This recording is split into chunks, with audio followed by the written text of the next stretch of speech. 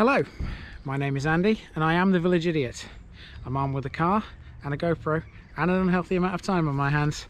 And today we're in a place that's steeped in Rotherham history. Let's go and have a look at it.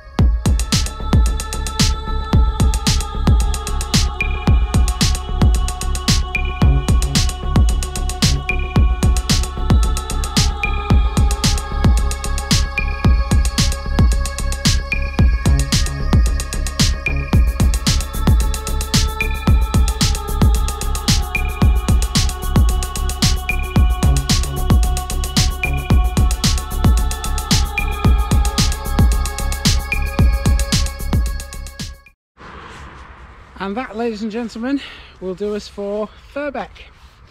As I stand outside the entrance, or one of the entrances to Firbeck Hall, which is a shame I can't get down to, but it's private land, it's a private road, so I can't get. But yeah, that's Firbeck.